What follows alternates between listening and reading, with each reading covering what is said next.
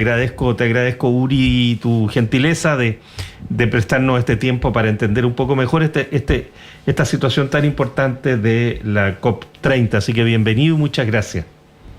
Muchas gracias, muy buenas tardes.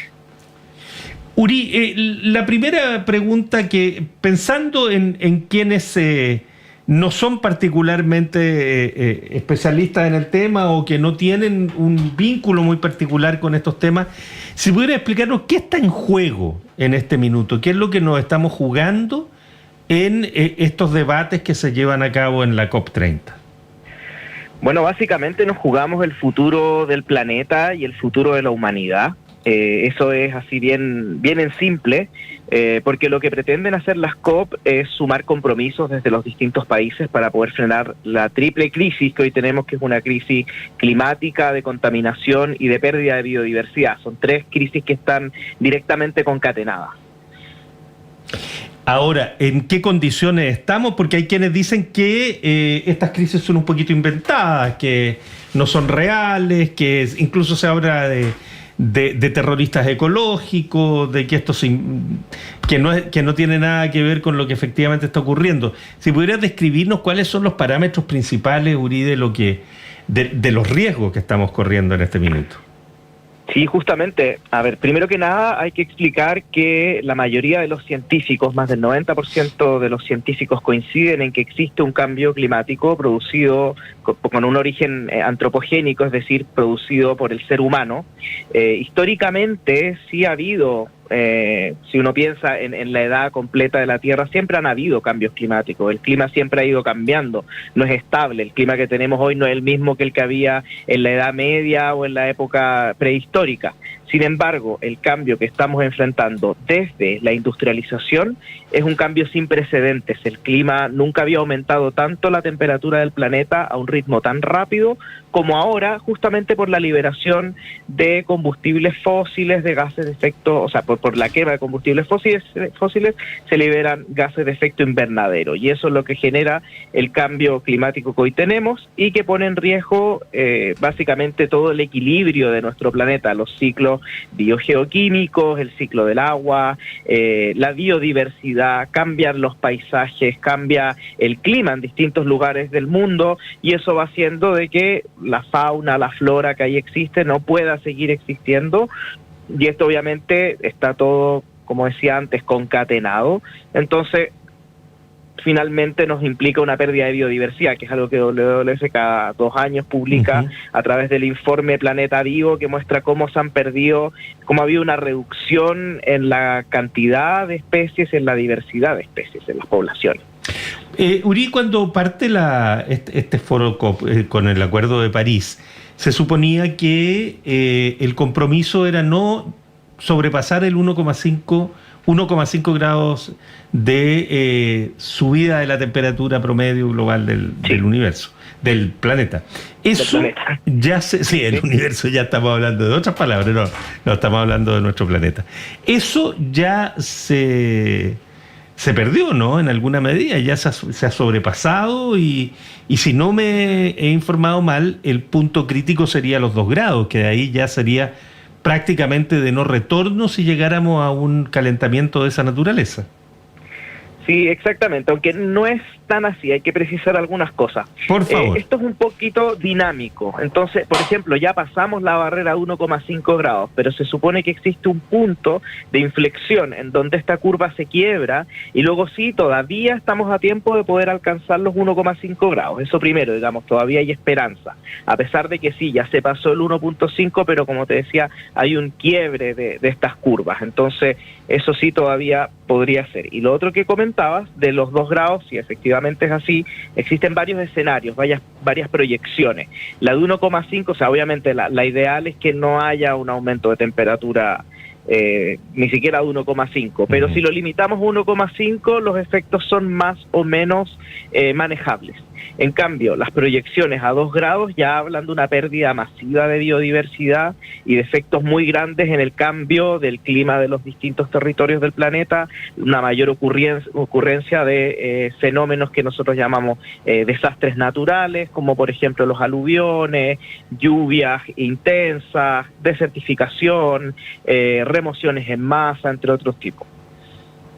Y eso, a ver, básicamente tú ya nos explicabas que tendríamos que cambiar la matriz energética de manera mucho más profunda de lo que hemos hecho hasta ahora. Sin embargo, líderes mundiales están llamando a perforar, porque todo esto no es cierto. Sí, en realidad hay que avanzar en dos frentes. En los estudios de cambio climático, etcétera, se habla de mitigación y adaptación. La mitigación habla de dejar de emitir. Y eso sí, es cambiar la matriz energética, dejar de utilizar combustibles fósiles, pasar a utilizar energías renovables.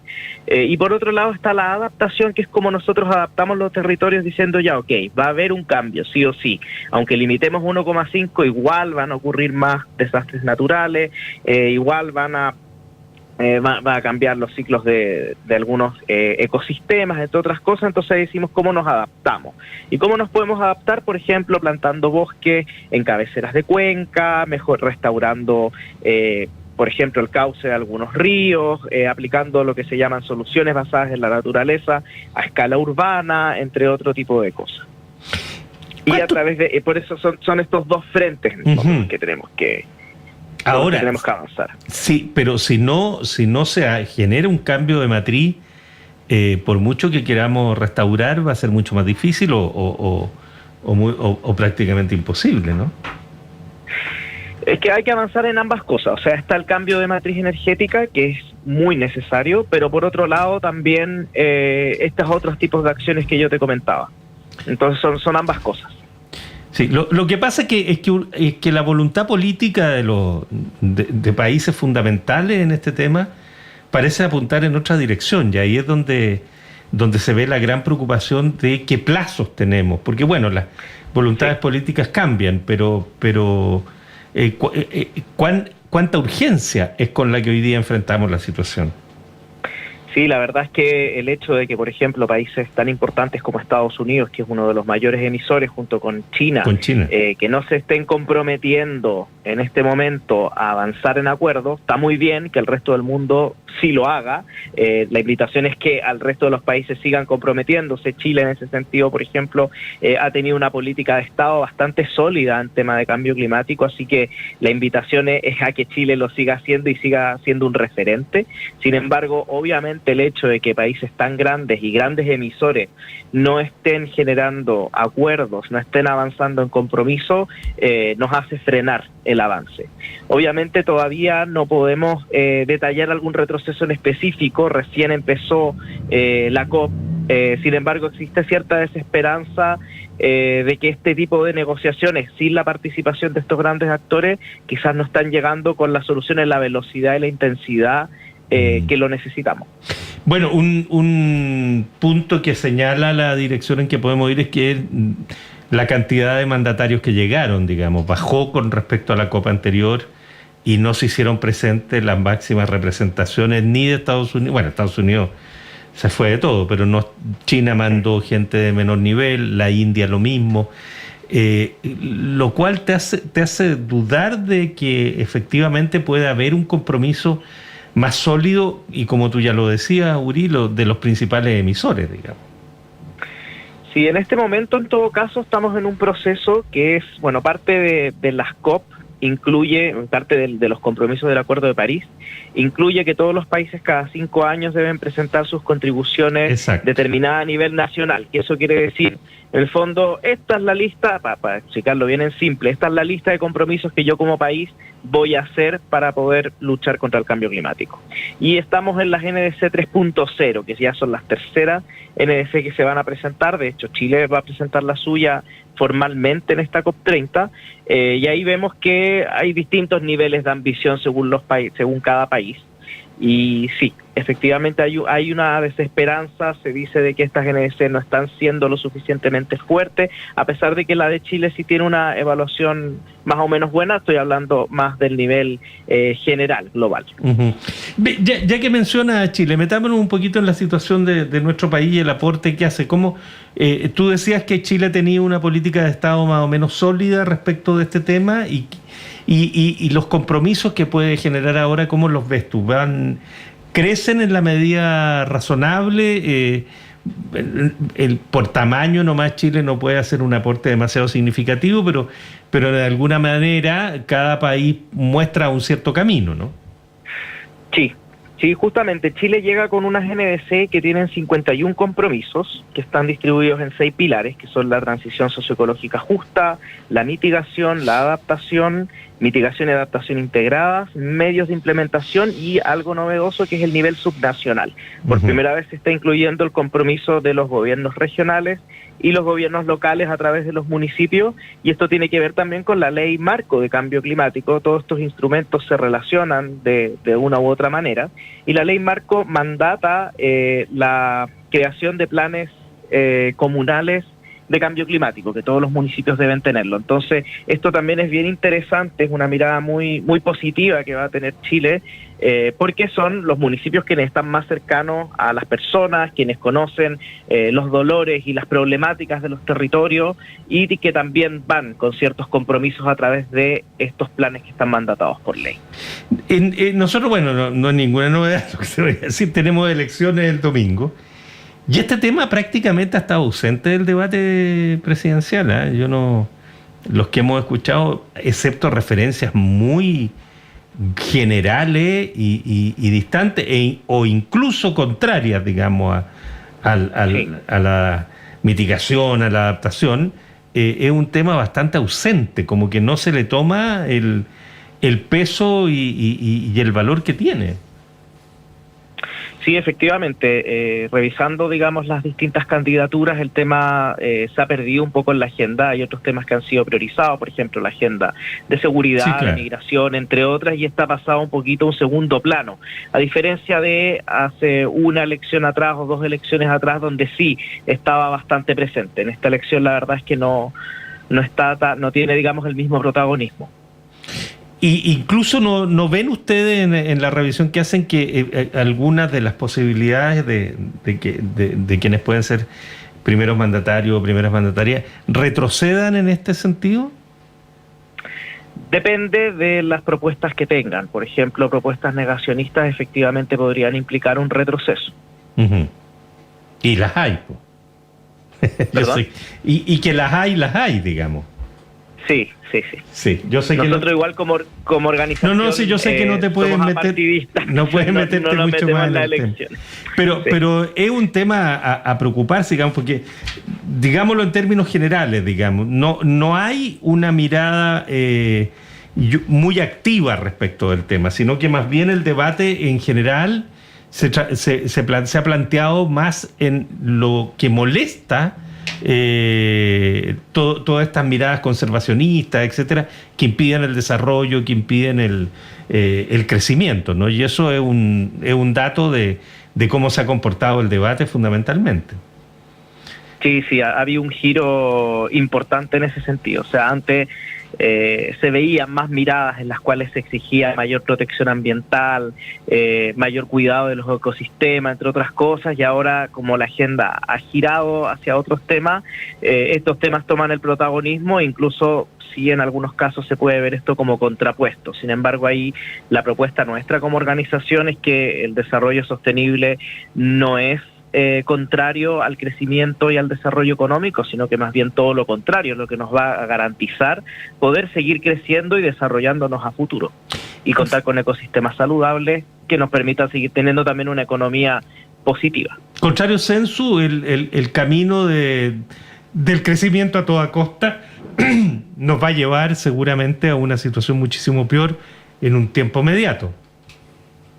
Sí, exactamente. O sea, esas son las proyecciones. De hecho, cuando vemos el informe Planeta Vivo, vemos la pérdida de biodiversidad, entre otras cosas, el daño a los ecosistemas, hay un daño a los sistemas económicos directo. Entonces, claro, obviamente esa mirada puede ser muy cortoplacista. Y para que convivan bien, digamos, ¿cuáles son los elementos que ustedes perciben que hacen que tengamos un desarrollo efectivamente sustentable, capacidad de crecimiento, capacidad de una economía más sana? Ahí hay que cambiar un poquito la mirada, porque obviamente hay que invertir más en la naturaleza, hay que invertir en la protección de los ecosistemas, y también hay que empezar a pensar en cómo cambiamos nuestro sistema económico, que es nuestro sistema productivo, en realidad, que es lineal, a un sistema de economía circular, donde sacamos recursos de la tierra, los utilizamos y luego los desechamos. Tenemos que pasar a pensar en que el desecho no es desecho, sino que es una nueva materia prima para volver a generar otra cosa. Entonces, por ejemplo, algo que vemos en el día a día, los residuos orgánicos, un 58% de la bolsa de basura son residuos orgánicos, y hoy eso termina en un vertedero emitiendo gases de efecto invernadero, justamente metano principalmente, cuando en realidad eso se puede compostar y se puede convertir en materia orgánica que nutre los suelos para la agricultura, para parques, para jardines, etcétera. Ese creo que es el ejemplo más gráfico. ¿Cómo estamos en ese terreno en Chile? ¿Estamos muy lejos todavía de que haya una conciencia mayor de que ese es un camino que se puede recorrer? Depende. A nivel subnacional, que nosotros trabajamos bastante con municipios y con gobiernos regionales, la verdad es que vemos bastante compromiso y se quiere avanzar de manera bien sustantiva. Hay muchos proyectos pilotos. En ese sentido, el escenario, al menos para nosotros, es bastante optimista.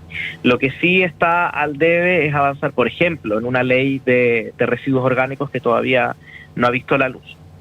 Y la minería también es un tema que está puesto sobre la mesa en esta COP con bastante fuerza, da la impresión, ¿no? Y tratarla como un fenómeno de que también tiene que ver con el proceso climático. Sí, bueno, la minería también es una actividad económica extractivista y obviamente también hay que verla con esa mirada, aunque también hay avances, por ejemplo, en cómo trabajamos justamente la minería, cómo reutilizamos ciertos descartes que hoy en día genera, están los depósitos de relave, hay un montón de cosas asociadas y ahí también ha habido bastante innovación, por eso también desde el sector privado vemos algunas luces interesantes, porque ha habido innovación en cómo reducir el impacto, por ejemplo, y eso sí, falta mucho, pero ha habido avance. Tú tienes una mirada más bien no pesimista, me da la impresión de que todavía estamos a tiempo de doblar bien la vuelta. Sí, eso esperamos en realidad, y para eso también seguimos trabajando. Si tuviésemos en realidad una mirada pesimista, mejor cerramos por fuera. Claro. Oye, Uribe, por último, no es gratuito que esta COP se esté desarrollando en la Amazonía, digamos, y sí, en Belén de Pará. Es un símbolo potente. Porque los bosques parecen ser también un elemento central. Tú lo decías hace un ratito que forestar y todo eso es muy importante, pero proteger estos grandes pulmones que van quedando, lo que ocurrió con la Amazonía y lo que ha ocurrido muchas veces de una depredación aterradora, digamos. O sea, esa protección parece ser extremadamente importante en este proceso, ¿no? Sí, o sea, bueno, de hecho la Amazonía es uno de los ecosistemas más importantes del planeta. Y aquí hay algo interesante. El presidente Da Silva de Brasil anunció justamente la semana pasada el lanzamiento de un fondo global para la protección de los bosques tropicales. De hecho, es una de las iniciativas más ambiciosas que se han lanzado en temas climáticos en los últimos años, porque busca movilizar 25.000 millones de dólares de gobierno y hasta 100.000 millones desde inversionistas privados para poder financiar la conservación. Esto incluye no solo la Amazonía, sino que otros bosques tropicales como el Congo, el sudeste asiático, entre otros. Entonces, de hecho es el primer resultado que nosotros ahí hacemos el checklist concreto de esta COP30. ¿Cuáles serían, para finalizar, Uri, cuáles serían los acuerdos posibles que a ti te dejarían contento de esta COP? Porque claro, uno puede decir, me encantaría que pasara esto, esto y esto, pero los que tú ves como con posibilidades de ocurrir y que serían pasos importantes de avance. Sí, bueno, el primero es que de los bosques, está concretado, de los bosques, así que ese es importante. Hay otros temas también, por ejemplo, nosotros proponemos como organización que la presidencia brasileña organice mesas redondas temáticas para poder analizar el progreso real de las emisiones, que eso es algo que todavía no está tan nítido. También cerrar la brecha entre los compromisos y la acción efectiva. Por otro lado, también la implementación operativa de algo que se llama el balance global, que tiene que ver con decisiones, por ejemplo, que incluyan a los Emiratos Árabes Unidos. También hay que ver un cronograma para hacer un segundo balance, un texto también que vincule metas de mitigación y de financiamiento. Así que esta cumbre en realidad depende bastante de resultados tangibles que puedan reducir esta brecha de emisiones antes del año 2035, que es uno de los años ya límites para poder quebrar estas curvas de aumento de temperatura. Estamos a 10 años de eso. Nada. Sí, muy poco. Sí, por eso justamente los compromisos tienen que ser muy ambiciosos. Uri Colodro, coordinador de Cambio Climático y Ciudades de la WWF de Chile, te queremos agradecer la gentileza de haber destinado este tiempo a entender un poco mejor y tener más elementos para seguir el proceso de esta COP30. Un gusto y muchas gracias. Igualmente, muchas gracias a ustedes por la invitación. Oye, antes de irnos a la pausa, déjenme contar, les había contado que estábamos en la cuarta etapa de formalización de la llamada arista muñeca bielorrusa, que mañana se van a ver las medidas cautelares que la Fiscalía ya ha pedido, la prisión preventiva para los 3 formalizados hasta el momento, los 2 abogados, Vargas y el marido de Ángela Vivanco. Los 13 se pidió, como ya les decía, prisión preventiva. Mañana se va a ver al respecto, pero da la impresión de que en cuanto sea resuelto el tema de lo que ya les contaba de la querella de capítulo en contra de Ángela Vivanco y pueda ser formalizada, eso va a ocurrir y también con medidas importantes, porque en el relato de la Fiscalía siempre está presente de manera no pasiva, sino que muy activa la ex jueza Vivanco. Incluso más, cuando se formaliza por cohecho en el caso de su marido, el señor Migueles, se habla de cohecho, lo acabo de decir, se formaliza por cohecho, y eso es porque es cometido por un funcionario público. No pueden cometer cohecho personas que no son funcionarios públicos. Por lo tanto, cuando ese elemento está puesto en la acusación, quiere decir que viene también en el proceso funcionarios públicos implicados. Y aquí, evidentemente, se trata de Ángela Vivanco. En fin, que nos pone de nuevo de cara, ¿no es cierto?, en la crisis muy compleja que vive el Poder Judicial, así como ayer fue destituido, ¿no es cierto?, de su cargo, pero vía acusación constitucional, el ahora ex ministro de la Corte de Apelaciones de Santiago, Antonio Ulloa. Todo esto como rebote, ¿no es cierto?, del famoso caso Audio y del insondable teléfono celular del abogado Luis Hermosilla, que ahí está todavía con los 75.000 páginas de conversaciones que fueron grabadas. ¿Qué más nos va a deparar este tema? Vamos a ir viendo con el correr del tiempo. 7:33, hagamos una pausa y ya seguimos conversando.